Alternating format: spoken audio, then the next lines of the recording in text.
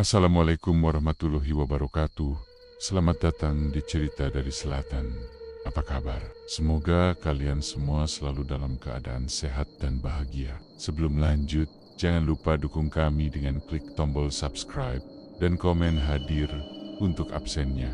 Selamat menonton. Waktu berdetak bukan lagi sebagai penanda jam, melainkan sebagai penabuh genderang kematian finansial. Di kediaman megah yang pernah menjadi simbol kejayaan, Arya berdiri di hadapan jendela besar, memandang Jakarta yang kini terasa seperti lautan piranha siap menggerogoti sisi harga dirinya.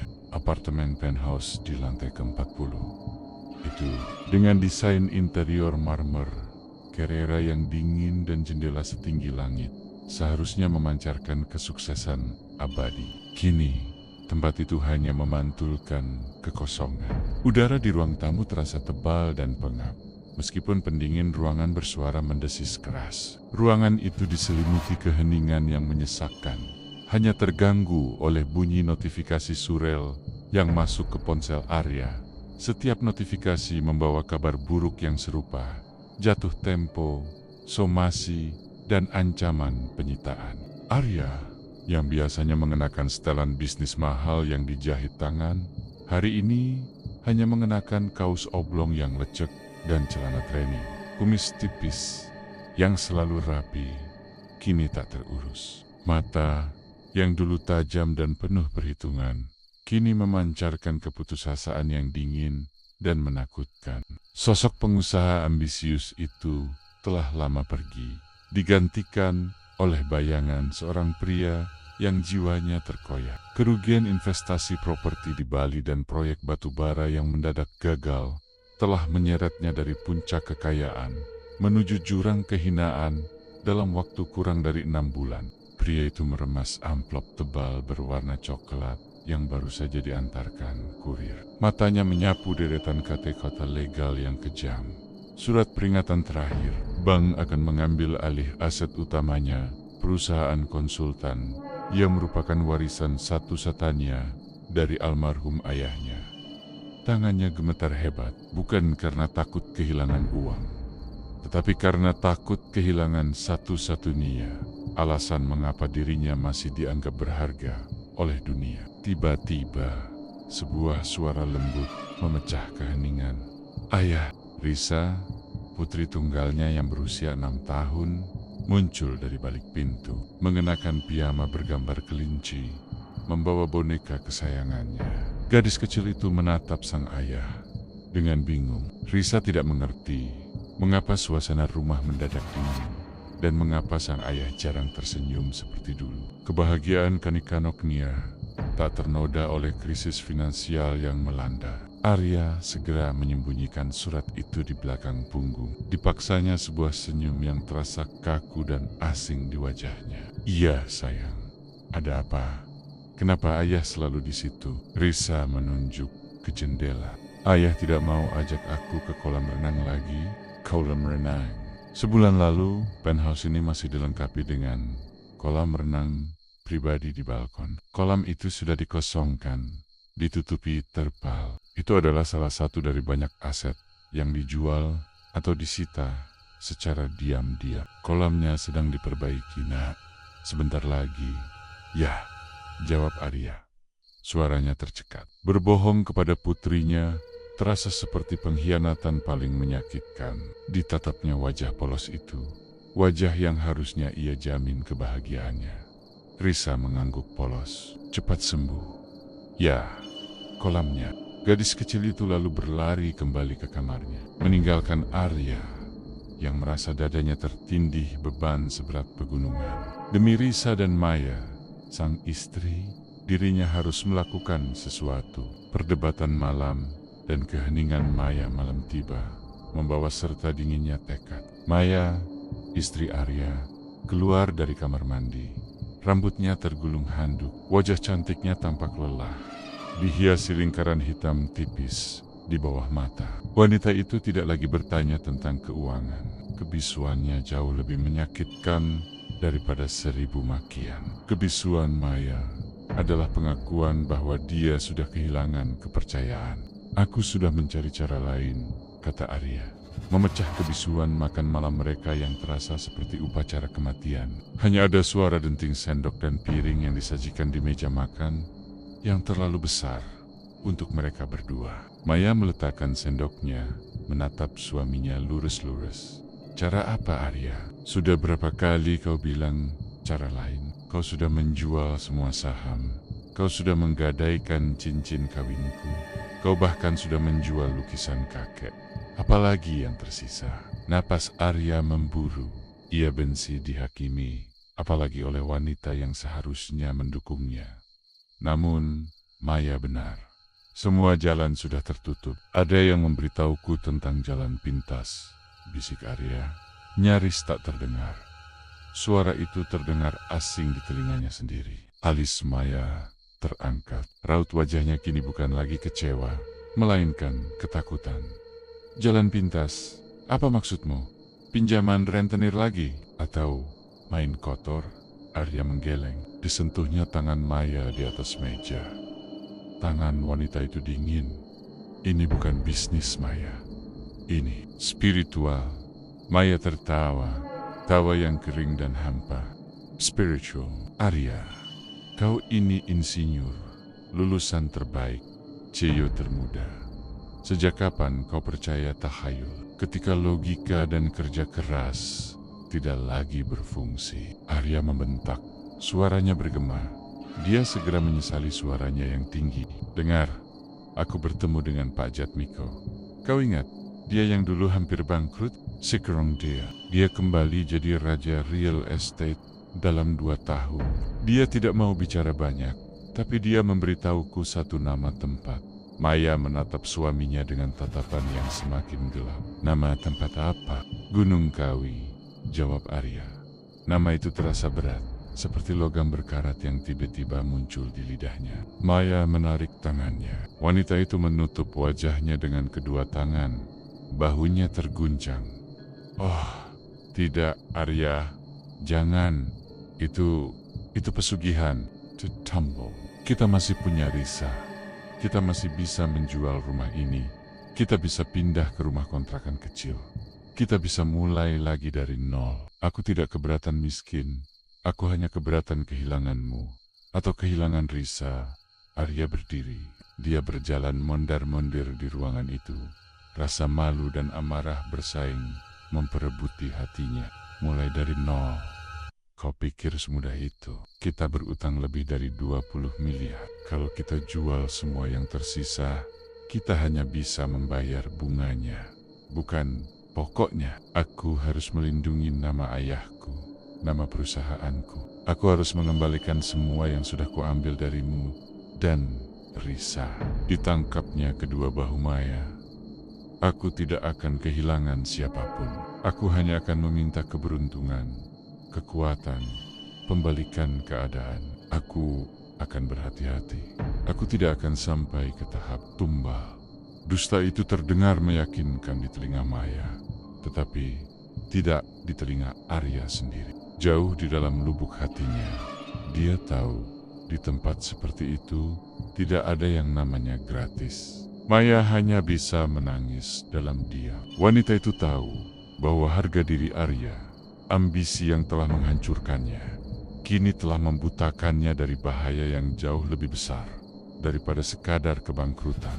Dia membiarkan dirinya ditenangkan, tetapi di dalam hati, dia sudah merasakan hawa dingin dari keputusan suaminya. Malam itu, Arya dan Maya tidur terpisah, dipisahkan bukan oleh ruangan, melainkan oleh jurang yang diciptakan oleh ambisi dan ketakutan. Panggilan alam, kegelapan, pukul 02.00 dini hari. Arya tidak bisa tidur. Dia berdiri di depan jendela yang kini memantulkan wajah pucatnya. Sambil memegang secangkir kopi dingin, matanya tertuju pada sebuah surel yang sengaja dibuka kembali. Surel dari Pak Jatmiko yang penuh teka-teki, hanya berisi 2 kalimat. Jika kau sudah tak punya jalan kembali, carilah tempat suci di timur Jawa. Carilah yang tidak meminta doa, tapi meminta kepastian. Kepastian, kata itu menusuk pikiran Arya. Bukan lagi janji-janji kosong atau proyek yang tidak pasti, melainkan sesuatu yang definitif, kaya atau hancur, hidup atau mati. Arya berjalan menuju kamar Risa. Gadis kecil itu tidur nyenyak, memeluk boneka kelinci lusuhnya. Ditatapnya wajah malaikat itu lama-lama. Air mata yang sudah lama kering di pipi Arya kini kembali hangat. Dia harus melindungi Risa. Jika kekayaan adalah satu-satunya cara untuk memberinya masa depan, maka kekayaan akan dia dapatkan. Dengan cara apapun, Arya memutuskan. Dia tidak akan menunggu sampai pagi. Keputusan ini harus dieksekusi sebelum matahari terbit, sebelum rasa ragu kembali menyerang. Dipungutnya ransel kecil yang sudah disiapkan. Isinya hanya pakaian ganti, dompet, dan satu-satunya pusaka berharga yang tersisa. Sebuah jam tangan emas peninggalan ayahnya yang rencananya akan dia jual untuk biaya perjalanan. Arya meninggalkan apartemen itu, melewati ruang tamu yang gelap, meninggalkan Maya yang tidur dalam kekecewaan, dan Risa yang tidur dalam kepolosan. Langkah-langkahnya terdengar berat di lantai marmer, tetapi hati pria itu kini terasa kosong dan ringan, seolah-olah jiwanya sudah terlebih dahulu meninggalkan raganya. Saat pintu lift tertutup, memisahkan Arya dari kehidupan lamanya, sebuah pikiran dingin berbisik di benaknya. Ini adalah jalan pintas, dan jalan pintas selalu punya harga yang lebih mahal dari jarak tempuh normal. Arya mengangguk dalam hati. Sayap membiar, apapun harganya. Tujuannya jelas, terpatri seperti kutukan. Gunung Kawi. Perjalanan dari Jakarta ke Malang terasa seperti bergerak mundur melalui waktu dan kesadaran. Pria itu menjual arloji emas peninggalan ayahnya di sebuah toko pegadaian kecil sebelum fajar menyingsing.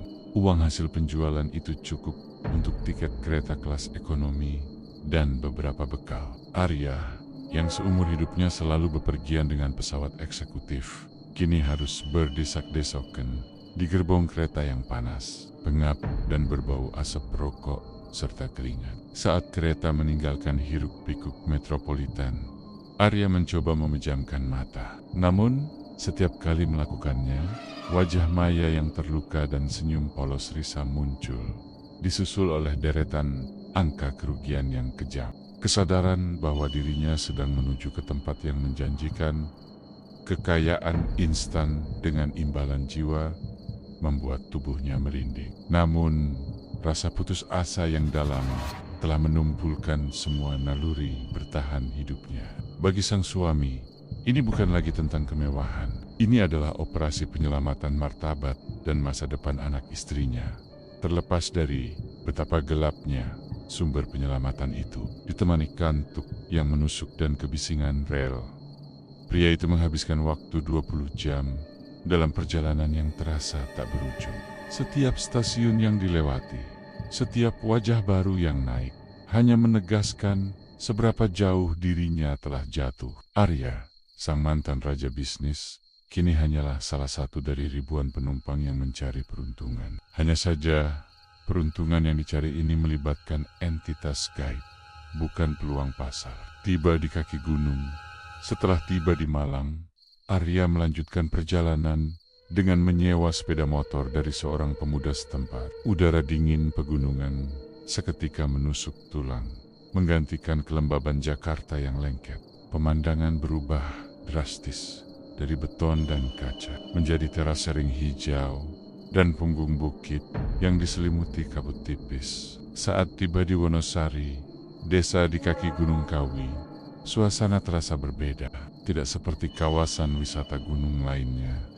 Tempat ini terasa lebih tenang, lebih khusyuk, tetapi juga lebih misterius. Tempat itu adalah campuran antara nuansa ziarah dan bisnis gelap. Di jalan utama menuju Pesarean, tampak deretan toko yang menjual bunga, dupa, dan minyak wangi, bercampur dengan lapak yang menjual benda-benda antik dan jimat. Bisikan-bisikan terdengar di antara para pedagang, menyebut istilah-istilah yang asing di telinga Arya. Ngelaku, tirakat, pangoye. Arya memarkir motornya di area parkir yang luas, yang dipenuhi oleh mobil-mobil mewah berplat nomor dari seluruh Jawa, bahkan beberapa dari luar pulau. Mobil-mobil itu ditutupi sarung agar pemiliknya tidak dikenali. Pemandangan ini memberi Arya kejutan dingin. Para pemilik mobil ini pastilah para konglomerat, pengusaha, dan pejabat yang seperti dirinya datang untuk mencari jalan pintas di balik kemewahan yang mereka pamerkan. Rasa jijik Arya terhadap praktik pesugihan perlahan-lahan luntur, digantikan oleh pembenaran kolektif. Jika orang-orang penting ini melakukannya, pasti ada sesuatu di baliknya. Memasuki gerbang khusyuk, Arya berjalan menuju area pesarean. Gerbang utama tampak megah, sebuah perpaduan antara arsitektur Jawa klasik dan Tiongkok kuno, menunjukkan akulturasi budaya. Tempat itu adalah makam dua tokoh besar, Eyang Joego dan Arem Iman Sujono. Bagi peziarah biasa, ini adalah tempat doa dan penghormatan. Bagi mereka yang mencari kekayaan, ini adalah gerbang untuk bernegosiasi dengan alam lain. Malam sudah merangkak naik. Suara azan Isya bercampur dengan lantunan tahlil yang berasal dari sebuah pendopo, menciptakan suasana khusyuk yang bercampur dengan rasa takut. Udara pegunungan membawa aroma kemenyan yang kuat, tebal, dan menusuk hidung. Seolah-olah aroma itu sendiri adalah penanda kehadiran entitas gaib. Pria itu melihat beberapa kelompok orang. Mereka semua tampak kaya raya, tetapi mata mereka cemas, tersembunyi di balik topi atau kacamata hitam.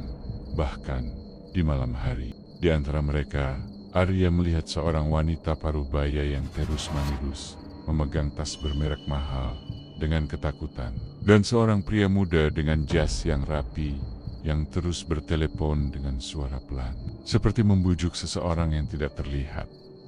Arya mencari petunjuk dari Pak Jatmiko. Pesan singkat yang lama itu hanya menyebut, carilah pohon Dewan Daru. Kuncen yang asli akan mencarimu di sana. Pertemuan dengan Mbah Karto. Arya berjalan menuju area yang lebih sunyi di belakang kompleks makam, di mana terdapat sebuah pohon besar yang sangat tua. Batangnya ditumbuhi lumut dan dihiasi untayan bunga 7 rupa. Itu pasti pohon Dewan Daru. Saat berdiri di bawah pohon, memandangi ranting-rantingnya yang tampak membusuk dan layu, Arya merasakan tatapan tajam dari kegelapan. Ia berbalik cepat. Di sana, duduk di atas sebongkah batu besar, seorang pria tua yang tampak ringkih, namun memiliki mata yang sangat tajam. Wajahnya dipenuhi keriput dan janggut putihnya panjang, tidak terurus. Pria itu mengenakan pakaian serba hitam, lengkap dengan belangkon lusuh. Pria itu adalah Mbah Karto. Kau datang mencari kekayaan. Nah, suara Mbah Karto terdengar serak, seperti gesekan batu. Arya turjit, dirinya belum mengucapkan sepatah kata pun. Bagaimana Anda tahu? Tanya Arya. Nadanya terdengar seperti bisikan yang menyedihkan. Mbah Karto tertawa kecil, tawa yang tidak sampai ke mata. Aku tidak tahu, tapi aura putus asa dan hawa tamakmu berteriak lebih keras dari speaker masjid di bawah sana. Kalian semua datang dengan bau yang sama, bau kehancuran. Mbah Karto bangkit perlahan. Tubuhnya tampak goyah, namun pergerakannya efisien. Dia mendekati Arya, dan tatapannya yang menusuk memaksa Arya untuk menunduk. Dengar baik-baik, anak kota, ujar Mbah Karto. Di sini, kau tidak berdoa kepada Tuhan. Di sini, kau bernegosiasi dengan yang disebut Eyang Samudra. Beliau bukan dewa. Beliau hanyalah penjaga, penarik utang, dan pengumpul tumbal. Mbah Karto menunjuk ke pohon Dewan Daru yang daunnya tampak layu. Konon katanya, daun Dewan Daru membawa berkah kekayaan. Tapi mereka lupa, daun itu hanya bisa tumbuh subur dengan satu jenis pupuk, darah murni dan air mata penyesalan. Arya menelan ludah. Tenggorokannya tercekat, jantungnya berdebar keras. Ingin sekali dirinya lari, kembali ke Jakarta, memeluk Maya dan Risa, dan menerima kemiskinan dengan lapang dada. Namun, gambaran tumpukan surat utang dan wajah Risa yang kelaparan di masa depan kembali membakar tekadnya. Aku Aku siap, Mbah, jawab Arya. Suaranya kini kembali mantap. Aku siap membayar. Aku hanya butuh kepastian. Mbah Karto tersenyum tipis. Kali ini senyumnya menyeramkan. Kepastian. Ya, orang tamak selalu menginginkan kepastian. Baiklah, ikuti aku. Ruang negosiasi kita bukan di makam, melainkan di Gua Sungsang, tempat air mengalir dari bawah ke atas. Di sana, perjanjianmu akan disaksikan oleh para pendahulu Eyang Samudra. Dan kontraknya akan ditulis dengan darahmu sendiri. Mbah Karto memimpin jalan. Pria tua itu berjalan cepat ke arah punggung bukit yang gelap dan licin. Arya, dengan segala keraguan yang ada, terpaksa mengikutinya. Mereka berjalan melewati semak-semak yang lembab. Aroma kemenyan dan bunga semakin pekat, bercampur dengan bau tanah basah. Saat mereka tiba di mulut gua yang sempit, Mbah Karto berbalik untuk terakhir kalinya. Arya, panggil Mbah Karto, menyebut nama Arya dengan mudah. Kau akan mendapatkan kekayaan yang tidak akan bisa disentuh api, tidak bisa dicuri maling, dan tidak bisa dihitung akal. Tapi, begitu kontrak ditandatangani, kau tidak akan bisa kembali ke kehidupan lamamu. Kau akan terus maju hingga 10 tahun berlalu. Dan di akhir 10 tahun itu, Eyang Samudra akan datang untuk mengambil yang paling kau cintai. Mbah Karto menatap mata Arya dalam-dalam. Pikirkan Risa, nak, pikirkan dia. Ini kesempatan terakhirmu untuk berbalik, Arya. Dengan napas yang bergetar, memejamkan mata, dibayangkannya lagi wajah Risa.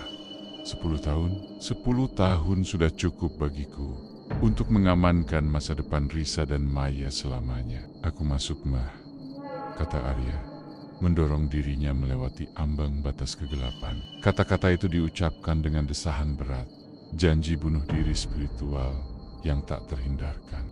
Mbah Karto mengangguk pelan. Selamat datang di sisi lain, nak. Kau baru saja menjual jiwa seorang ayah untuk harga diri seorang pengusaha. Pria tua itu lalu menyerahkan sebuah belati bermata ganda kepada Arya. Ambil, ini untuk upacara. Dan jangan pernah melihat ke belakang saat kau menandatangani kontrak. Arya menerima belati itu. Tangannya gemetar saat menyentuh logam dingin itu. Tanpa menoleh ke Mbah Karto, Arya melangkah masuk ke dalam Gua Sungsang, menuju ritual yang akan mengubah hidupnya menjadi kekayaan dan kutukan abadi. Arya melangkah melewati bibir Gua Sungsang, memasuki kegelapan yang terasa pekat dan dingin, seolah-olah tempat itu menyerap seluruh cahaya dan kehangatan dari dunia luar. Suara Mbah Karto yang perlahan memudar di belakang, digantikan oleh gemericik air yang aneh. Gua itu dijuluki Sungsang terbalik, karena tidak seperti gua biasa, air yang mengalir di dalamnya terasa melawan gravitasi, merambat naik dari dasar menuju sela-sela di et. Bunyi gemericik itu menciptakan simfoni mistis yang mengganggu, membuat orientasi ruang dan waktu seakan terdistorsi. Belati bermata ganda yang Mbah Karto berikan terasa dingin di genggaman. Pria itu menahan napas. Udara di dalam gua berbau belerang dan bunga kenanga busuk. Jauh di dalam sana, terlihat cahaya redup berwarna hijau kebiruan, berkelip-kelip seperti mata makhluk raksasa yang terbuka. Arya berjalan maju, langkahnya hati-hati di atas lantai batu yang lembab. Tidak ada kuncen, tidak ada lilin, hanya lorong sempit yang memaksa jiwa untuk merenungkan setiap dosa dan keserakahan yang pernah dilakukan. Pria itu menyadari, Gua Sungsang ini adalah ruang isolasi, tempat di mana manusia dipaksa berhadapan bukan dengan alam, melainkan dengan kegelapan hatinya sendiri. Akhirnya, lorong itu melebar menjadi sebuah ruangan bundar. Di tengah ruangan, terdapat sebuah batu altar hitam mengkilap, basah oleh rembesan air sungsang. Di atas altar itu, terhampar sebuah gulungan perkamen tua yang tampak seperti kulit manusia, berwarna kuning kecoklatan dan ditulisi aksara Jawa kuno yang berpendar samar oleh cahaya hijau. Manifestasi Eyang Samudra. Cahaya hijau kebiruan itu berasal dari sebuah formasi stalagmit di belakang altar. Stalagmit itu tinggi, runcing, dan memancarkan kilau mineral yang misterius. Perlahan, kilauan itu memadat, membentuk siluet. Sosok itu muncul tanpa suara atau asap, hanya dengan akumulasi cahaya. Eyang Samudra berdiri di sana, tingginya melebihi rata-rata manusia, dibalut kain sutra yang tampak basah dan berkilauan seperti lumut laut. Namun, keanehan paling menakutkan adalah wajahnya. Wajah Eyang Samudra tidak memiliki fitur yang jelas. Hanya ada hamparan kilau emas yang membutakan, seperti cahaya matahari yang terperangkap di permukaan air. Tidak ada mata, hidung, atau mulut, hanya kekosongan berkilauan yang terasa seperti pusaran air yang siap menelan apapun di hadapannya. Kau datang, penziarah, sebuah suara bergema di benak Arya. Bukan dari telinga, melainkan langsung di tulang sumsum. Suara itu dingin, agung, dan membawa resonansi kehampaan yang tak terbayangkan. Arya jatuh, berlutut. Lututnya membentur lantai batu yang dingin. Semua keberanian yang dikumpulkannya selama perjalanan hilang tak bersisa. Dirinya bukan lagi pengusaha, hanyalah titik kecil yang gemetar di hadapan kekuatan purba. Tujuanmu jelas. Kau menginginkan pembalasan atas nasib. Kau menginginkan kekuasaan. Kau menginginkan harta yang melebihi batas logika manusia. Aku bisa memberikannya. 10 tahun kejayaan yang tak tertandingi. Lanjut suara itu. Nadanya datar, tanpa janji palsu, tanpa belas kasihan. Arya mendongak, matanya silau oleh cahaya yang memancar dari wajah kosong entitas itu. Aku bersedia. Aku bersedia menuruti semua persyaratan. Semua persyaratan? Eyang Samudra sedikit memiringkan kepalanya yang berkilauan. Sosok itu mengulurkan tangan yang panjang dan ramping ke arah perkamen di altar. Baca, pelajari, pikirkan ulang. Aku tidak menerima penyesalan setelah tinta kering. Klausul kontrak abadi. Arya merangkak maju menuju altar. Perkamen itu terasa hangat dan agak berminyak. Pria itu memaksakan pandangan untuk membaca aksara kuno itu. Anehnya, meskipun tertulis dalam bahasa yang tidak dikuasainya, makna dari setiap kalimat langsung menembus ke dalam pikirannya. Diterjemahkan oleh kekuatan entitas itu. Isi kontraknya kejam dan terperinci. Imbalan, termasuk kehidupan baru.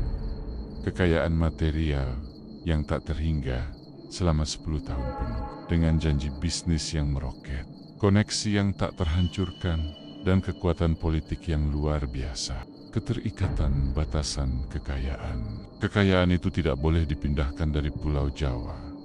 Jika Arya mencoba meninggalkan batas geografis yang ditentukan, semua harta akan kembali menjadi ilusi daun kering dan lumpur. Tumbal awal setoran kebahagiaan. Sebagai setoran awal, Arya harus mengorbankan kebahagiaan internal dan hubungan tulus dengan sesama manusia. Harta itu akan menciptakan tembok yang memisahkannya dari cinta dan empati. Tumbal akhir penebusan kontrak.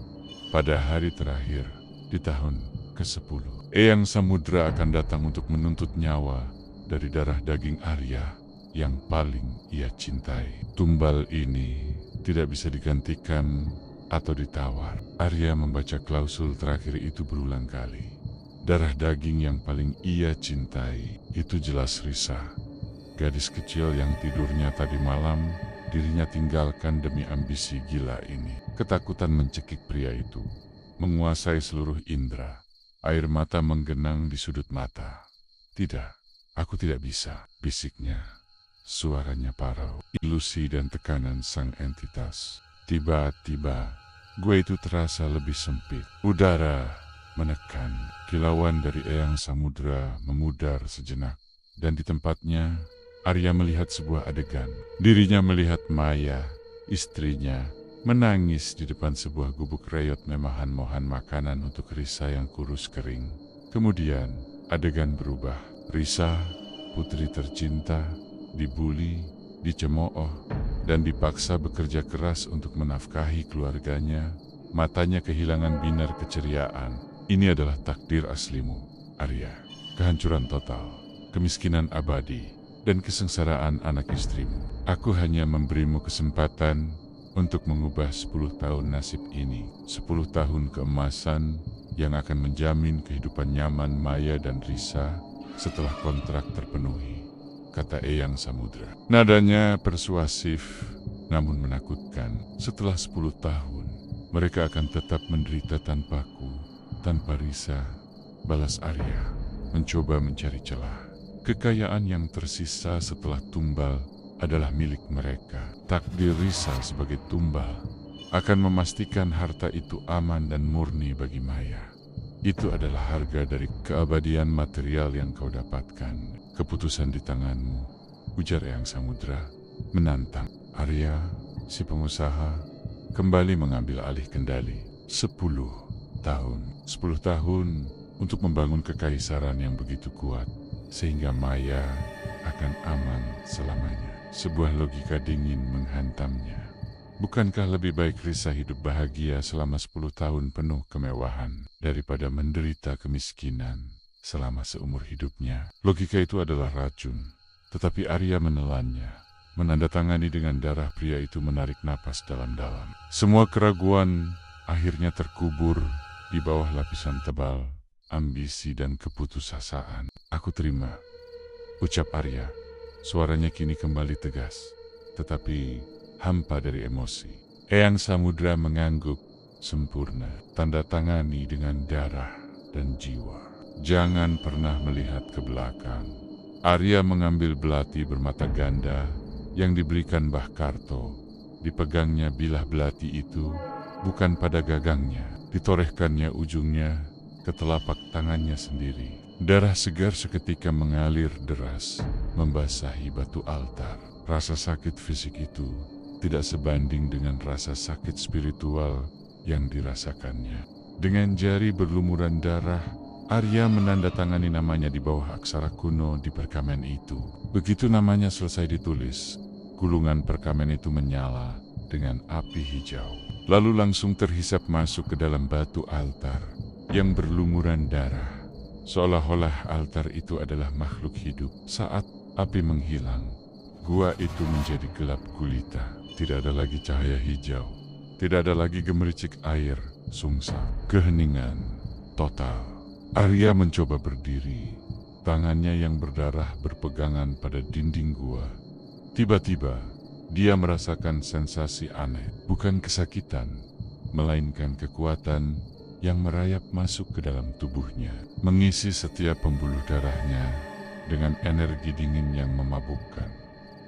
Pria itu merasa dirinya bukan lagi manusia biasa. Ketika berhasil keluar dari gua sungsang, matahari sudah terbit. Mbah Karto berdiri di luar, tampak menua 100 tahun. Kontrak sudah tersegel, kata Mbah Karto. Nadanya penuh kesedihan. Tunjukkan bahwa kau rela membayar lebih dari sekadar uang dan rasa sakit. Korbankan yang tulus darimu. Arya memikirkan siapa yang paling tulus di sekitarnya. Bukan Maya, wanita itu sudah terpisah oleh kecurigaan. Bukan Risa, anak itu adalah tumbal akhir. Pria itu teringat pada Rudi, sahabatnya sejak kuliah, yang kini menjadi pesaing bisnis kecil yang jujur dan idealis. Rudi adalah satu-satunya orang yang tidak takut mengkritik Arya atas perubahan sikapnya. Orang yang masih melihat dirinya sebagai manusia, bukan dewa bisnis. Rudi adalah representasi dari kebaikan yang Arya tinggalkan. Kita tidak perlu semua ini, Arya. Risa hanya anak kecil, protes Maya suatu pagi. Saat melihat Risa tidak diizinkan bermain di taman tanpa didampingi 2 pengawal bersenjata. Ini perlu, Maya, jawab Arya. Suaranya mengandung gemuruh baja. Dunia ini kejam, ada banyak orang jahat. Aku tidak akan membiarkan sehelai rambut pun jatuh dari kepala Risa. Maya menatap suaminya. Wanita itu tahu Arya tidak takut pada penculik atau pesaing bisnis. Arya takut pada sesuatu yang lain. Sesuatu yang datang dari kawi, manifestasi di sudut mata. Sejak hitungan mundur, mencapai 1 tahun. Manifestasi spiritual di rumah itu tidak lagi hanya berupa ratapan di dinding. Mereka kini menjadi lebih nyata, lebih dekat dan terfokus pada Risa. Risa yang dulunya lincah dan bersemangat, kini sering terlihat lesu dan kedinginan. Meskipun AC di rumah diatur pada suhu normal, gadis itu sering mengeluh bahwa teman barunya selalu menarik selimut darinya di malam hari. Teman baru? Tanya Maya, khawatir. Namanya Aji, bisik Risa. Matanya menerawang ke sudut ruangan. Dia anak kecil, tapi sangat lapar. Aji bilang dia kedinginan. Kita sedang liburan sayang, jawab Maya. Air mata menetes ke rambut putrinya. Suara wanita itu dipenuhi kepalsuan yang menyakitkan. Risa menoleh ke depan, menatap Arya. Ayah kelihatan takut. Apa kita sedang dikejar Aji? Kantung Arya menselos. Risa melihat pengejar mereka. Tidak sayang. Ayah tidak takut, bohong Arya. Meski tangannya mencengkeram kemudi hingga buku-buku jarinya memutih. Risa tidak berkomentar lagi. Gadis itu hanya tersenyum tipis. Terima kasih, Ayah. Badan Risa sudah tidak dingin lagi.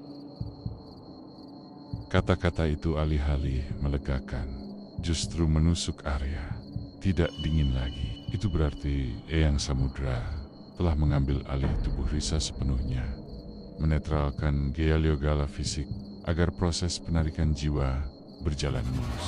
Risa kini menjadi wadah yang tenang, siap untuk diserahkan. Pintu gerbang yurisdiksi berjam-jam kemudian, saat matahari mulai naik di ufuk timur. Mobil itu mencapai batas Jawa Timur. Mereka telah melintasi Solo, Ngawi, dan kini mendekati pintu tol menuju kota Malang. Wilayah ini, Malang, adalah yurisdiksi spiritual Eyang Samudra, tanah tempat Kawi berdiri. Arya mengemudi melewati sebuah jembatan baja panjang. Tiba-tiba, mesin mobil mewah itu mengeluarkan suara klak keras, diikuti guncangan hebat. Asap tebal mengepul dari kap mesin. Ada apa? Seru Maya. Panik. Mogok, jawab Arya. Suaranya datar, tetapi rasa dingin menjalar di perutnya. Mesinnya mati. Tiba-tiba saja, Arya mencoba memutar kunci kontak berulang kali. Tidak ada yang terjadi. Semua sistem kelistrikan padam. Mobil yang harga off the road Nia setara dengan 2 kali gaji seumur hidup itu, kini hanyalah bongkahan besi tak berguna, teronggok di pinggir jalan raya yang sepi. Sial, umpat Arya, memukul kemudi. Pria itu turun dari mobil, memeriksa kap mesin. Tidak ada kerusakan fisik yang terlihat. Tidak ada kabel yang putus, tidak ada kebocoran cairan. Mobil itu hanya menolak untuk bergerak lebih jauh. Di belakangnya, Maya mulai menangis tanpa suara, memeluk Risa yang kembali tertidur lelap. Ilusi yang terurai, Arya kembali masuk, mencoba mencari telepon satelit di konsol tengah untuk memanggil bantuan darurat. Mata pria itu secara tak sengaja menangkap koper-koper di kursi depan yang berisi miliaran uang tunai. Koper itu, yang seharusnya menjadi tiket kebebasan mereka, kini tampak berbeda. Arya mengulurkan tangan ke koper pertama. Pria itu membuka kunci logamnya, mengangkat penutup. Mata Arya menyipit. Koper itu penuh, tumpukan demi tumpukan, tetapi bukan uang tunai. Di dalamnya, tumpukan kertas-kertas persegi panjang itu kini berubah warna dan tekstur. Bukan lagi uang dengan cetakan bernilai, melainkan daun kering yang rapuh. Daun-daun yang berwarna coklat tua, sejenis daun yang banyak dijumpai di kawasan hutan pegunungan. Aroma khas tanah basah dan hutan lembab yang pernah dicium Arya di Kawi menyeruak keluar dari koper itu. Arya menarik napas tajam, kepalanya berputar. Pria itu menyentuh tumpukan uang itu. Daun-daun itu hancur menjadi bubuk di antara jari-jarinya. Pria itu bergeser ke koper kedua, yang jauh lebih besar. Dengan tangan gemetar, Arya membuka koper itu. Di dalamnya, tumpukan uang tunai telah berubah menjadi kain putih kasar yang dilipat rapi. Kain itu berbau busuk, bau khas formalin, dan kematian. Itu adalah kain kafan. Maya, yang melihat kengerian di mata Arya, menoleh. Wanita itu menjerit tertahan, Saat melihat isi koper itu kain kafan yang menumpuk, seperti persediaan kain untuk penguburan massal. Tidak mungkin, bisik Maya. Tangannya menutup mulut. Arya menatap kain kafan itu, lalu menatap sisa bubuk daun kering di tangannya. Pria itu akhirnya mengerti. Perangkap harta berwujud kafan ini bukan uang, gumam Arya. Tawa histeris dan air mata bercampur. Ini bukan harta, ini perangkap. Pria itu menjatuhkan diri di kursinya. Kekayaan yang selama 9 tahun menjadi dasar kehidupan, yang menjamin kekuasaan dan yang membuat dirinya merasa aman, hanyalah ilusi yang terikat pada eurisdiksi Eyang Samudra. Selama Arya berada di villa mewah di Jakarta, harta itu tampak nyata, berfungsi seperti uang. Karena kekayaan itu masih dalam jangkauan spiritual Eyang Samudra yang berpusat di Kawi. Harta itu adalah umpan yang membuat Arya tetap di posisinya. Saat Arya mencoba melarikan diri dari wilayah pengaruh Eyang Samudra, ilusi itu dicabut. Eyang Samudra telah menunjukkan kebenaran. Harta itu tidak pernah ada. Miliaran rupiah itu hanya berfungsi sebagai uang selama Arya berada di bawah kendali Kawi. Begitu melangkah jauh, semua itu kembali ke bentuk asalnya. Sampah hutan dan kain penguburan. Kehancuran itu total. Bukan hanya mereka tidak punya uang, tetapi mobil mewah itu yang dibeli dari kekayaan ilusi, kini tidak berfungsi karena kekuatan. Kawi telah mencabut legitimasi seluruh harta benda Arya. Di bawah tekanan, tak terlihat Arya keluar dari mobil. Wajahnya putus asa.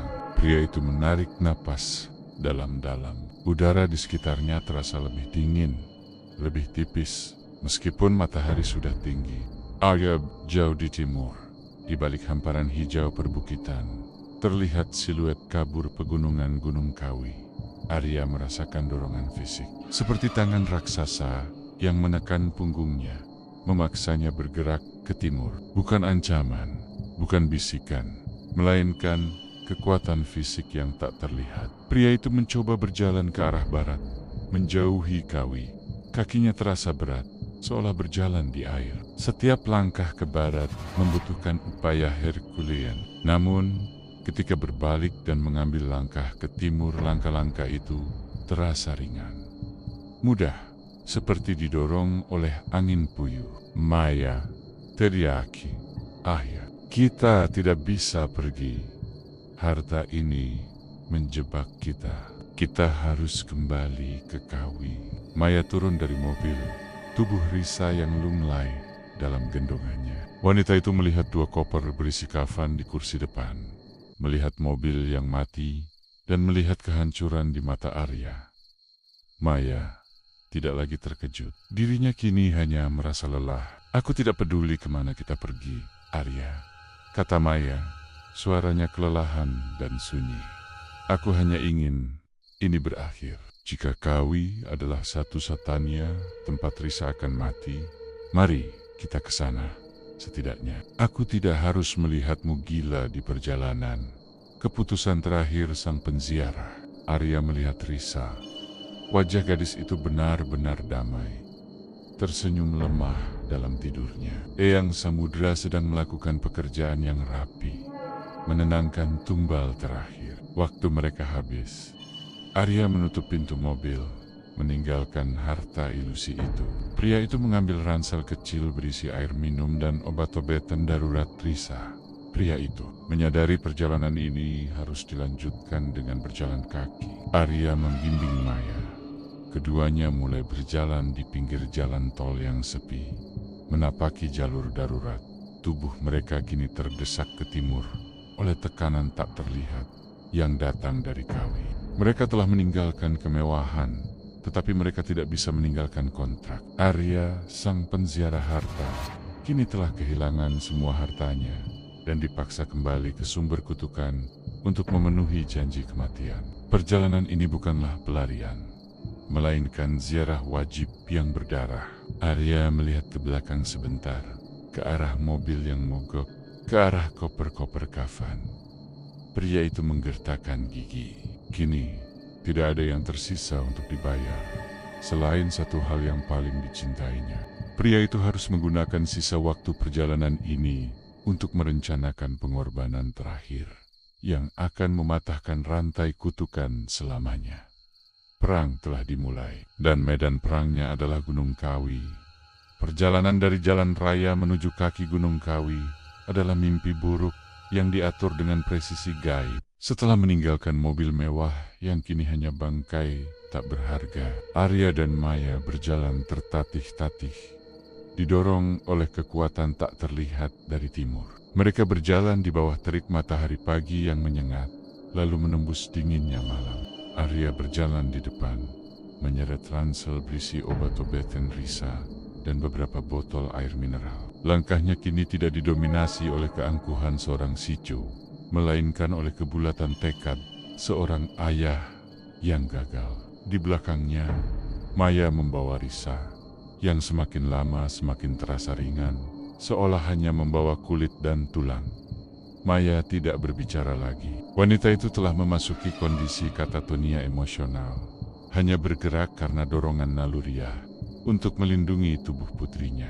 Setiap desahan napas Risa yang lemah adalah musik mengerikan yang mengiringi langkah mereka. Maya tahu, setiap langkah membawa putrinya mendekat pada jurang yang diciptakan oleh suaminya sendiri. Sementara itu, Arya merasakan Eyang Samudra kini berbicara tanpa perantara. Bisikan itu bukan lagi tawa sinis, melainkan suara Bapek yang menuntut hak. Suara yang tenang dan penuh kemenangan. Kau datang, penziarah, tepat waktu. Aku menghargai kesetiaanmu pada kontrak. Mahar yang murni sebentar lagi menjadi milikku. Arya menggertakkan gigi, mengabaikan nyeri sendi dan ruam di kulitnya yang kini terasa seperti terbakar. Arya terus berjalan, memimpin jalan setapak, menanjak menuju pesarean. Pria itu harus tiba di titik ritual sebelum Risa menghembuskan napas terakhir. Karena hanya dengan begitu, pengorbanan pengganti yang telah direncanakan Arya bisa sah. Mencapai titik nol, mereka tiba di kompleks pesarean saat tengah malam. Suasananya jauh lebih sepi dari kunjungan Arya sebelumnya. Pesyara Lane yang mencari berkah rezeki kini sudah tidur dalam kelelahan, menyisakan keheningan yang tebal dan mencekik. Arya tidak menuju makam utama. Pria itu langsung menyeret Maya, melewati lorong-lorong batu tua, menuju pelataran tersembunyi di belakang kompleks. Pelataran yang sama, tempat Mbah Karto, si arwah perantara, menunggunya 9 tahun lalu. Di sana, di antara 3 batu nisan kuno yang ditutupi lumut tebal, terdapat altar batu datar. Angin di tempat itu tidak bergerak, dan udara terasa sangat berat, seolah dipadatkan oleh energi yang menunggu. Arya memandang istrinya. Wajah Maya tidak menunjukkan emosi, hanya kelelahan yang ekstrem. Maya, bisik Arya. Suaranya dipenuhi permintaan maaf yang tak terucapkan. Tolong, letakkan Risa di altar itu sekarang. Maya menatap Arya. Mata wanita itu akhirnya menyala. Bukan karena cinta atau kebencian, melainkan karena kejelasan yang mengerikan. Wanita itu tahu ritual apa yang akan terjadi di altar batu itu. Namun, Maya tidak melawan. Mungkin karena terlalu lelah, atau mungkin karena jauh di lubuk hatinya. Wanita itu percaya bahwa kematian adalah satu satania, pelarian dari kontrak abadi ini. Maya dengan lembut meletakkan Risa di tengah altar batu. Risa terbaring di atas permukaan batu yang dingin. Wajahnya tersenyum samar. Gadis itu tampak seperti putri tidur yang sedang menunggu ciuman, bukan tumbal yang menunggu penarikan jiwa. Manifestasi sang penguasa ilusi, tepat ketika tubuh Risa menyentuh batu, udara di sekitar altar meledak dengan energi dingin. Lampu-lampu minyak kecil di sekitarnya padam serentak, membuat pelataran itu gelap gulita.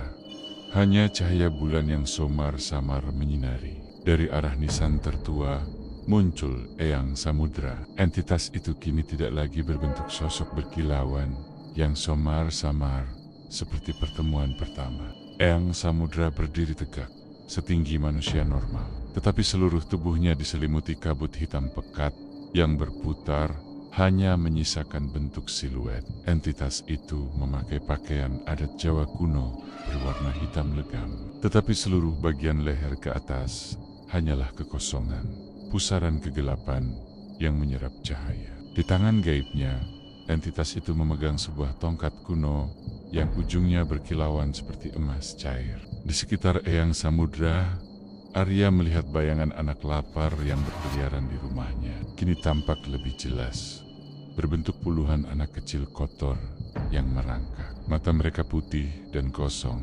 menjulurkan tangan ke arah Risa. Mahar datang. Suara Eyang Samudra bergema, bukan dari mulut, melainkan dari tanah, dari udara, dan dari setiap molekul di sekitar mereka. Bayangan-bayangan anak kecil itu mulai merangkak naik ke altar batu. Maya menjerit tertahan, hendak meraih Risa. Tetapi Eyang Samudra melambaikan tongkatnya, dan Maya terlempar ke samping, membentur dinding nisan, pingsan seketika. Tinggal Arya dan Risa. Pengkhianatan yang terakhir. Arya berdiri tegak di depan Risa. Pria itu menyilangkan tangan di depan dada, menghalangi pandangan Eyang Samudra dan bayangan anak lapar. "Jangan sentuh dia," kata Arya. Suaranya parau, namun mantap. Inilah pertama kalinya dalam 9 tahun pria itu berbicara tanpa rasa takut di hadapan entitas itu. Pusaran kegelapan yang menjadi wajah Eyang Samudra tampak mencondong ke depan, seolah tertarik pada keberanian baru Arya. "Kau menantangku, penziarah. Kontrak telah berakhir. Harta telah kuserahkan. Dan kini aku menagih harga yang telah disepakati. Bergeserlah. Penarikan harus diselesaikan sebelum fajar." "Aku tahu harga itu," balas Arya. Kepalanya terangkat. "Aku yang menyetujuinya. Aku yang menuliskannya dengan darahku. Tapi kau lupa satu hal, Eyang Samudra." Arya mengambil napas dalam-dalam. Inilah titik baliknya. Inilah inti dari semua rencananya. Sejak mengetahui Mbah Karto hanyalah arwah, aku menyepakati tumbal jiwa yang paling kucintai. 9 tahun lalu, itu adalah Risa. Tapi kini, aku punya tumbal yang jauh lebih mahal. Arya merentangkan tangannya, menawarkan diri sendiri. "Ambil aku yang paling kucintai sekarang." Keheningan kembali datang. Bayangan anak lapar berhenti merangkak. Bahkan angin di puncak Gunung Kawi pun terdiam. Eyang Samudra terdiam. Pusaran kegelapan di wajahnya tampak berpikir. "Kau sudah menjadi milikku sejak awal, Arya. Jiwamu terikat pada kontrak abadi. Kau hanya hamba yang tertunda. Dirimu tidak memiliki nilai pengorbanan. Nilaimu hanyalah pelayanan." "Kau salah," seru Arya. Darah mengalir dari bibirnya karena gigi yang diketukkan terlalu keras. 9 tahun lalu, yang kucintai adalah kemewahan, kekuasaan, dan diriku sendiri. Risa hanyalah barang jaminan yang kusepakati. Aku mengorbankan Rudi. Aku mengorbankan harga diriku. Aku mengorbankan cinta Maya. Sekarang, yang tersisa dan paling berharga adalah penyesalanku yang murni. Arya menunjuk ke arah Risa yang terbaring lemah. "Jika kau mengambil Risa, aku akan mati dalam penyesalan sesaat, dan jiwaku akan menjadi hamba yang tidak berguna. Tapi jika kau mengambilku, aku akan hidup. Aku akan hidup dengan kesadaran penuh bahwa aku mengkhianati putriku dan memaksakan diriku pada dirimu, menjadi perantara yang jauh lebih kaya dan efektif daripada Mbah Karto." Arya tersenyum, senyum yang menunjukkan patah hati dan kemenangan.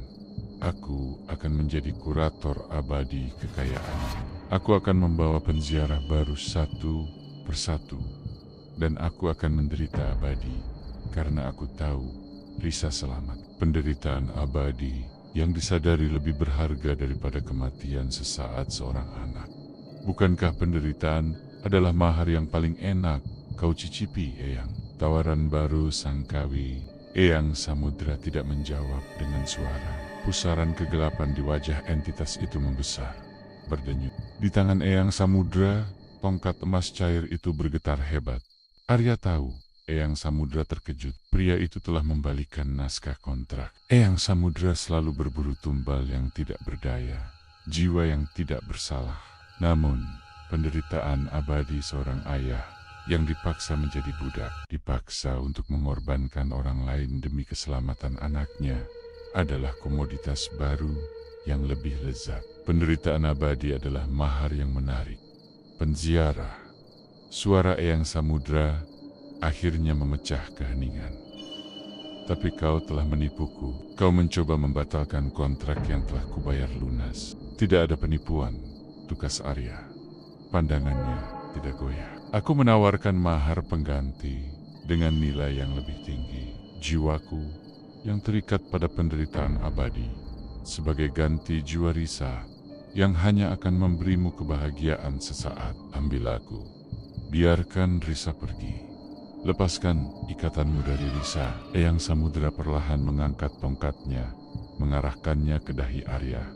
Bayangan anak lapar yang mengelilingi Risa kini berbalik. Mata putih mereka fokus pada Arya. Baik, aku terima mahar pengganti ini. Tongkat emas cair itu menyentuh dahi Arya. Arya tidak merasakan sakit fisik, tetapi pria itu merasakan seluruh keberadaannya ditarik keluar. Seperti lumpur yang dihisap dengan kuat. Kekuatan yang menarik ini jauh lebih kuat daripada bisikan halus yang dirasakan Arya di Jakarta. Ini adalah penghapusan total. Arya jatuh berlutut. Pria itu menoleh untuk melihat Risa yang terbaring. Risa masih tersenyum. Namun, kini di atas tubuh Risa, bayangan anak lapar itu menghilang. Seolah rantai yang mengikat mereka telah putus. Arya merasakan dirinya hanyut, terserap sepenuhnya ke dalam kegelapan Eyang Samudra. Kontrak yang diubah. Kegelapan itu menghilang secepat ia datang. Arya terenjengga di tanah. Pria itu masih hidup. Eyang Samudra masih berdiri di depannya.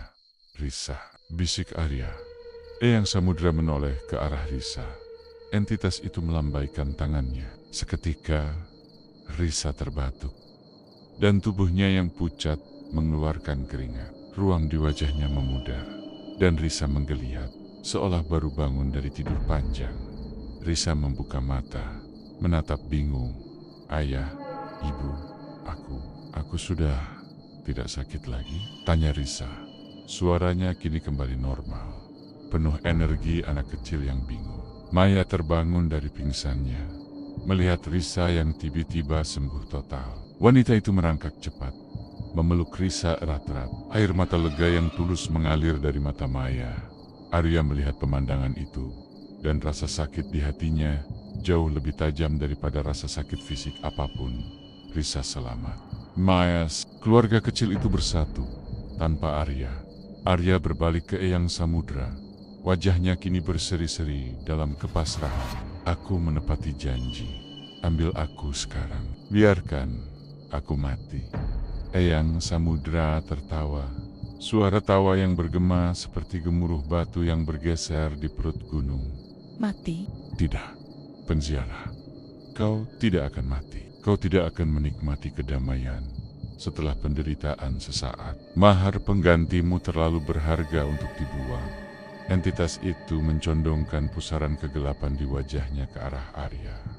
Aku menerima maharmu. Aku lepaskan ikatan Risa. Tapi aku tidak memberimu kematian. Aku memberimu keabadian. Kau akan hidup. Kau akan tetap di sini, di pesarean ini.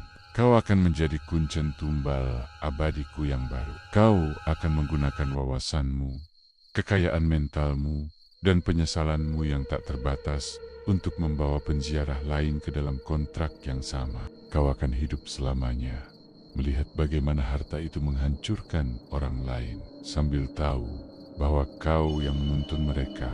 Penderitaan ini jauh lebih manis daripada kematian. Kutukan yang abadi. Arya mencoba berteriak, meronta. Pria itu menyadari kengerian kontrak baru ini. Keabadian yang dipaksakan, hidup sebagai hamba yang bertugas merekrut korban baru. Pria itu harus hidup dengan wajah kuncen yang tersenyum ramah, sambil jiwanya berteriak karena rasa bersalah. Eyang Samudra mengangkat tongkatnya lagi. Kali ini, entitas itu tidak menyentuh dahi Arya, melainkan menyentuh tanah di bawah kaki Arya. Sebuah rantai berkilauan muncul dari tanah, melingkari pergelangan kaki Arya. Rantai itu tidak terbuat dari logam, tetapi dari cahaya emas yang murni dan dingin. Kontrak baru telah ditandatangani.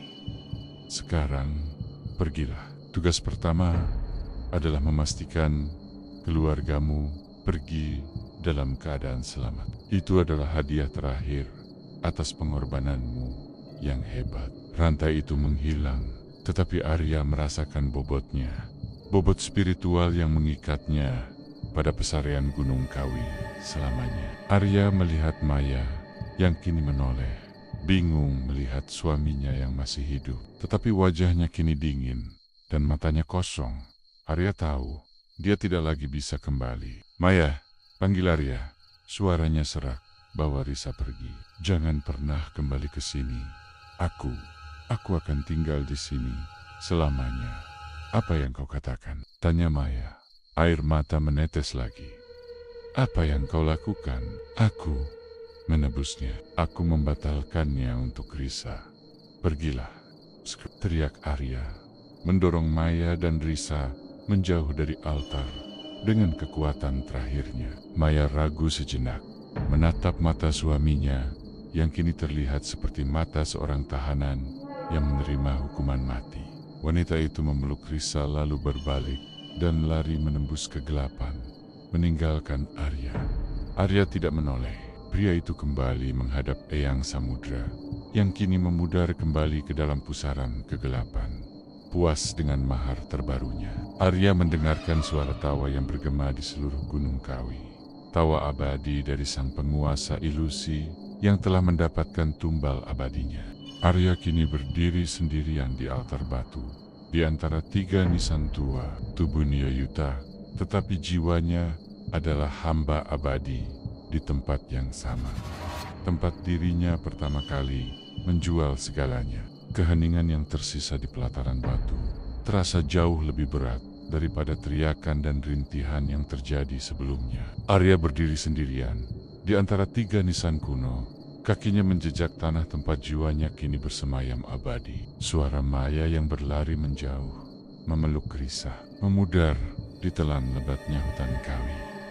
Pria itu tidak berbalik, tidak melihat punggung mereka. Namun jiwanya yang terikat merekam setiap detak langkah mereka yang semakin menjauh. Di dalam dada Arya, tidak ada organ yang terluka, tidak ada darah yang mengalir, tetapi rasa sakit yang menyayat jauh melampaui penderitaan fisik manapun. Ini adalah penderitaan yang disadari.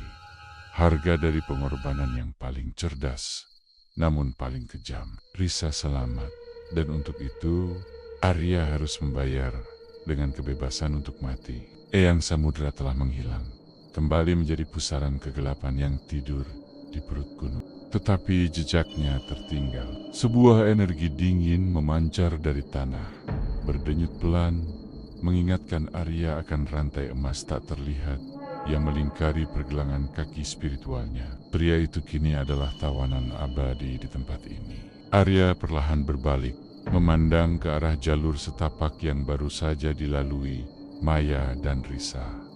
Fajar perlahan menyingsing di timur. Sinar matahari pertama menyentuh kompleks pesarian, menembus kabut lembab. Pria itu merasakan dorongan, bukan dorongan fisik yang mendorongnya ke timur seperti di jalan raya, melainkan dorongan tugas yang terukir di jiwanya. Perjanjian baru tidak mengizinkan Arya berkubang dalam kesedihan. Perintah Sang Tuan tiba-tiba. Sebuah suara bergema di benak Arya. Suara Eyang Samudra kini lebih jernih dan berwibawa, seperti seorang pemimpin yang memberikan instruksi kerja. Tugasmu dimulai.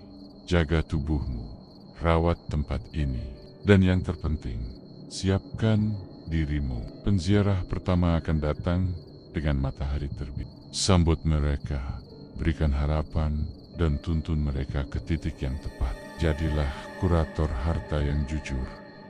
Arya menyadari dirinya tidak bisa menolak. Setiap penolakan akan disiksa oleh penderitaan yang melumpuhkan, tetapi tidak mematikan. Pria itu harus menjalankan peran ini. Arya bangkit, tubuhnya terasa ringan namun dingin. seolah energi hidupnya telah digantikan oleh energi spiritual yang mengikat. Pria itu berjalan menuju kolam kecil di dekat pelataran itu. Kolam tempat peziarah mencuci muka sebelum ritual. Arya menatap bayangannya di permukaan air yang tenang. Wajah itu adalah wajah yang sama. Wajah seorang pengusaha sukses. Namun, matanya mata itu kosong. Tidak memancarkan emosi. Hanya kecerdasan kalkulatif yang tajam dan sunyi. Pria itu kini adalah hantu yang berbisnis. Jiwa yang dipenjara dalam wadah yang sempurna. Pria itu merapikan pakaiannya yang lusuh, mencuci wajah, dan dengan paksa memasang topeng keramah tamahan yang dingin. Kuncen tumbal abadi telah lahir. Transformasi pesarean sesuai perintah Eyang Samudra. Arya mulai bergerak. Dalam hitungan jam, dengan kekuatan yang tidak sepenuhnya dimengerti Arya, pesarean itu berubah. Bangunan-bangunan kayu reot di sekitarnya tiba-tiba tampak lebih terawat. Di tempat Mbah Karto biasa menerima tamu, kini berdiri sebuah pos penjagaan kecil, terbuat dari batu yang bersih dan terawat. Pakaian Arya ikut berubah, entah dari mana. Di sampingnya tergeletak satu setel pakaian adat Jawa yang elegan dan mahal, jubah bludru berwarna gelap dengan detail emas halus. Pria itu memakainya. Perubahan itu sempurna. Arya tidak lagi terlihat seperti korban yang bangkrut, melainkan sosok terhormat yang memancarkan aura kekayaan dan kedalaman spiritual. Pria itu menata tempat itu, menyiapkan kendi air, menata dupa. Semua dilakukan dengan gerakan mekanis, tanpa kehendak bebas, melainkan dorongan dari kontrak yang terpatri di tulang belakangnya. Pria itu adalah Kuncen yang ideal. Pengalaman Arya di dunia bisnis, wawasan pria itu tentang keinginan manusia modern, menjadi senjata paling efektif Eyang Samudra untuk menjerat jiwa-jiwa baru. Kedatangan korban pertama sekitar pukul 9 pagi. Rombongan pertama tiba, sebuah mobil van tua, penuh sesak dengan orang-orang dari luar pulau.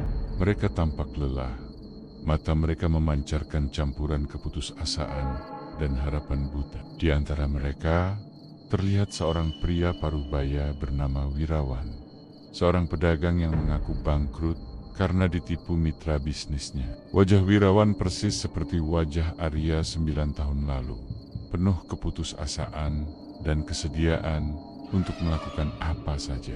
Arya maju, berdiri di depan pintu gerbang utama. Pria itu tersenyum, senyum yang dingin tetapi tampak menenangkan. Selamat datang, tuan-tuan dan nyonya-nyonya, sambut Arya. Suaranya tenang, berwibawa, tanpa sedikit pun nada kelelahan. Saya Arya, Kuncen baru di pesarean ini. Saya adalah penjaga gerbang yang bertugas memastikan perjalanan kalian menuju kekayaan berjalan lancar. Wirawan mendekat, matanya berbinar, melihat pakaian mahal dan aura kaya Arya. Kuncen, Anda terlihat sangat sukses. Apakah ini semua karena Eyang Samudra? Arya tidak perlu berbohong. Kebenaran Arya yang terdistorsi kini menjadi umpan paling mematikan. Ya, jawab Arya. Suaranya mengandung kesedihan yang hanya bisa didengar oleh dirinya sendiri. Semua yang kalian lihat di sini, ketenangan, harta, kemakmuran, semua datang dari beliau. Beliau menuntut harga yang pantas, tetapi imbalannya tak terbayangkan. Wirawan dan rombongan itu terpesona. Mereka melihat bukti kesuksesan di hadapan mereka. Kuncen yang rapi, berwibawa, dan kaya. Arya sama sekali berbeda dari Mbah Karto yang tua dan lusuh. Kuncen baru ini adalah simbol kekayaan modern. Harga apa, Tuan Kuncen? Tanya Wirawan. Suaranya bergetar karena ambisi. Arya menatap Wirawan. Dalam mata Wirawan, pria itu melihat pantulan dirinya 9 tahun lalu. Dan yang lebih mengerikan, pantulan Risa. Pria itu merasakan tusukan rasa bersalah di tempat jantung seharusnya berada. Namun, rantai spiritual di kakinya berdenyut, mengingatkan akan kontraknya. Tuntun mereka, tepat seperti yang kau lakukan pada dirimu sendiri. Perintah Eyang Samudra, bergema di benak Arya. Harga yang harus dibayar adalah pengorbanan paling berharga yang kalian miliki. Jelas Arya, dengan nada khusyuk. Ini bisa berupa harta, cinta, persahabatan, atau jiwa yang paling kalian kasihi. Kontrak ini menuntut harga yang tertinggi untuk hasil yang tertinggi, ilusi harapan palsu. Arya kemudian membawa Wirawan ke makam utama, membimbingnya melalui ritual awal yang sama persis dengan yang dilakukannya. Arya menjelaskan setiap langkah dengan detail teknis yang sempurna, seperti presentasi bisnis yang ia lakukan di masa lalu. Eyang Samudra menghargai ketulusan ambisi, kata Arya, sambil menunjuk ke arah dupa yang harus dinyalakan Wirawan. Bukan sekadar uang, tetapi kepatuhan total pada jalan kegelapan yang dipilih. Anda harus menghancurkan semua keraguan, Tuan Wirawan. Di tengah ritual, Wirawan mengeluarkan setumpuk uang tunai, berniat menyuap Arya agar diberikan akses lebih cepat. Arya menolak uang itu dengan anggun. Simpan uang Anda, Tuan Wirawan. Di sini, uang hanyalah ilusi. Yang kita tukar adalah nasib. Penolakan Arya justru semakin meyakinkan Wirawan bahwa Kuncen ini adalah orang yang tulus dan berintegritas. Wirawan sepenuhnya berada dalam genggaman Arya. Pada sore harinya, Arya membawa Wirawan dan rombongan itu ke pelataran tersembunyi, tempat altar batu yang menjadi tempat pertukaran kontrak Arya. Arya berdiri di samping altar batu, menatap Wirawan yang berlutut di depannya. Mata pria itu dipenuhi air mata ambisi yang membutakan. Disinilah Anda akan mendapatkan jawaban Anda, bisik Arya. Suaranya pelan dan penuh rahasia. Pikirkanlah pengorbanan paling berharga Anda. Tulis dengan darah Anda, dan jangan pernah melanggarnya. Arya, sang Kuncen tumbal abadi, baru saja berhasil menuntun korban pertamanya ke jurang yang sama. Keabadian sang kurator Wirawan mulai menulis dengan jarinya yang berdarah di atas selembar daun lontar kuno yang entah dari mana muncul. Wirawan menuliskan janjinya untuk menyerahkan anak laki-lakinya 10 tahun dari sekarang sebagai ganti kekayaan abadi yang ia dambakan. Arya mengawasi proses itu tubuhnya kaku, wajahnya tanpa ekspresi. Pria itu tidak bisa menjerit, tidak bisa menghentikan Wirawan. Setiap kali Arya berusaha memberontak, rantai di kakinya berdenyut, mengirimkan rasa sakit psikologis yang menjalar dari penyesalan ke tulang. Setelah Wirawan selesai, Eyang Samudra muncul kembali sebagai pusaran kegelapan di belakang altar. Pusaran itu menyerap daun lontar berdarah itu. Mahar diterima. Pergi, penziarah, dan nikmati 10 tahun kemakmuranmu. Suara Eyang Samudra terdengar dingin, penuh kepuasan. Wirawan bergegas pergi. Wajahnya berseri-seri, dipenuhi euforia, kekayaan yang akan datang. Arya tetap berdiri di sana, menyaksikan Wirawan pergi dengan langkah ringan dan penuh harapan buta. Pria itu baru saja mengorbankan anak orang lain demi kontrak yang menjamin keselamatan anaknya sendiri. Kutukan abadi itu telah berakar kuat. Arya harus hidup di Kawi selamanya, menyaksikan siklus kehancuran ini berulang kali. Kemeja bludru mahalnya terasa seperti kain kafan yang dipaksakan. Matanya yang kosong kini adalah cermin bagi setiap jiwa putus asa yang datang. Arya adalah penjaga gerbang yang abadi, dipaksa menukar penderitaan tak terbatas pribadinya dengan pengkhianatan yang tak terhingga kepada umat manusia. 5 tahun telah berlalu sejak malam mengerikan di Gunung Kawi, di sebuah kota kecil yang tenang di pesisir barat Jawa, jauh dari hiruk-pikuk Jakarta dan aura mistis Malang. Maya membuka kedai kecil yang menjual masakan rumahan. Kehidupan terasa sunyi, lambat, dan damai jauh dari gemerlap kemewahan yang dulu menjebak. Rumah kontrakan sederhana tempat tinggalnya berbau rempah, bukan parfum mahal dan beton dingin. Risa kini berusia 15 tahun, tumbuh menjadi gadis remaja yang sehat, ceria, dan penuh tawa. Luka penyakit misterius yang hampir merenggut nyawa di malam pelarian telah hilang sepenuhnya, seolah tidak pernah ada. Risa bersekolah dengan baik, memiliki teman-teman, dan selalu membantu ibunya di kedai. Namun, kedamaian itu memiliki harga. Maya hidup dalam ketakutan yang abadi. Wanita itu tidak pernah menikah lagi. Tidak ada pria lain yang pernah diizinkan mendekat. Khawatir percikan kebahagiaan baru akan menarik kembali perhatian Eyang Samudra. Setiap kali Risa demam atau batuk ringan, hati Maya menjelos. Wanita itu selalu memandang wajah Risa, memastikan senyum gadis itu adalah milik Risa sendiri, bukan senyum kosong yang dipaksakan oleh entitas kegelapan. Maya tidak pernah menceritakan detail kejadian malam itu kepada siapapun, termasuk Risa. Hanya ada kisah tentang kebangkrutan tragis dan penyakit misterius. Arya, bagi Risa, adalah ayah yang bekerja jauh dan tak pernah kembali. Seorang pahlawan yang mengorbankan segalanya demi keselamatan keluarga. Bagi Maya, Arya adalah hantu yang hidup, dikutuk untuk mengawasi gerbang neraka, agar malaikat kecilnya tetap di surga. Setiap bulan, Maya menyisihkan sedikit uang dari hasil jualan kedai. Uang itu disimpan di dalam kotak besi kecil yang hanya dibuka setahun sekali pada tanggal yang sama dengan malam pelarian mereka. Uang itu bukan untuk ditabung atau dibelanjakan. Uang itu adalah uang duka abadi bagi jiwa Arya yang terpenjara di Kawi, sosok baru di Pesarean. Di sisi lain, Pulau Jawa. Di tengah kesejukan dan kelembapan hutan pegunungan Kawi, Pesarean telah berkembang pesat. Tempat itu tidak lagi terlihat suram dan ditinggalkan seperti di masa Mbah Karto. Kini, kompleks Pesarean sangat terawat, memiliki area parkir luas, dan dipenuhi waring-waring modern yang menjual air suci dan dupa. Pesarean ini telah menjadi destinasi ziarah yang makmur. Pusat dari kemakmuran ini adalah Kuncen Arya.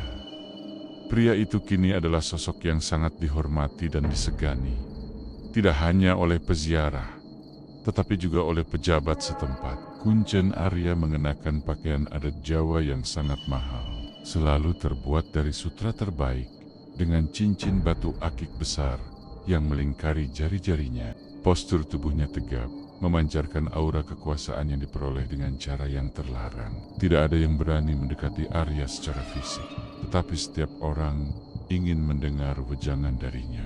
Kuncen Arya berbicara dengan bahasa yang fasih dan penuh wawasan, mencampurkan ajaran spiritual kuno dengan jargon bisnis modern. Pria itu tahu persis apa yang dibutuhkan para peziarah, validasi untuk ambisi gelap mereka.